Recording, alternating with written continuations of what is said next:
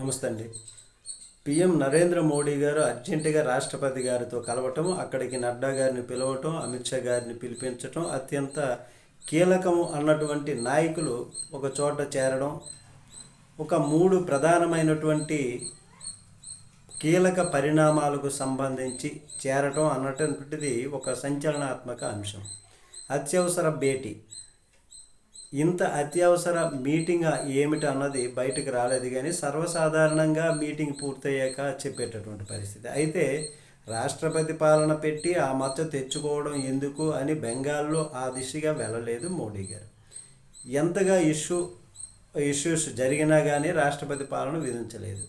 మొన్న మణిపూర్లో తప్పలేదు, అలాగే కాశ్మీర్లో కూడా తప్పనటువంటి పరిస్థితులు.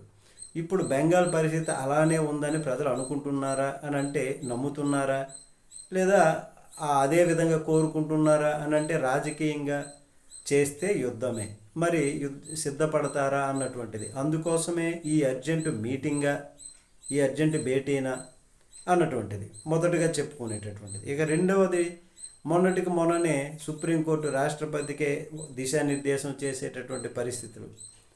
3 నెలలకు మించి బిల్లులు పెండింగ్లో పెట్టకూడదు, ఒకవేళ ఏమైనా సంశయం ఉంటే వాటిలో విషయమై మా దృష్టికి తీసుకురండి, మేము చెబుతాము, క్లియర్ చేస్తామన్నటువంటి విధంగా అంటూ రాష్ట్రపతి అధికారాలలో జోక్యం చేసుకుంటుంది సుప్రీంకోర్టు. అయితే రాష్ట్రపతి పైనే పవర్స్ తీసుకునేటటువంటి ప్రయత్నం చేస్తుంది. మరి దీనిపై సింగిల్ బెంచ్ ఇచ్చినటువంటి తీర్పు కనుక దాన్ని ఇప్పుడు రాజ్యాంగ ధర్మాసనానికో లేకుంటే సుప్రీంకోర్టుతో న్యాయ పోరాటానికి, లేదా రాజ్యాంగపరమైనటువంటి మౌలిక ప్రశ్నలు ఉత్పన్నమయ్యేలాగా ఏమన్నా అడుగులు వేయబోతున్నారా అన్నటువంటిది. ఇది రెండవ పాయింట్. ఇక మూడవ ప్రధాన అంశము వక్ఫ్ సవరణ బిల్లు.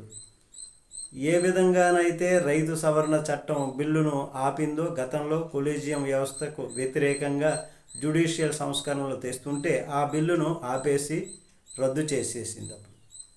అదే మాదిరిగా ఏమన్నా వక్ఫ్ సవరణ చట్టం పైన కూడా సుప్రీంకోర్టు నిర్ణయం తీసుకునేటట్లయితే రాష్ట్రపతి జోక్యం చేసుకునేదానికి ప్రయత్నం ఏమన్నా చేస్తున్నారా అన్నటువంటిది ఈ ప్రధాన 3 అంశాలు కూడా.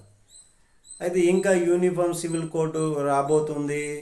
ఆ చట్టం గురించి ఇప్పుడే రాష్ట్రపతి గారితో మాట్లాడేది ఏముంటుంది, చట్టం పూర్తయ్యాక అన్నీ పూర్తి చేసుకున్న తర్వాత మాట్లాడతారు. కాబట్టి పై 3 ప్రధాన అంశాలు ప్రధాన కారణాలుగా ఉంది. ఏం జరుగుతుందో చూద్దాం. నమస్తే.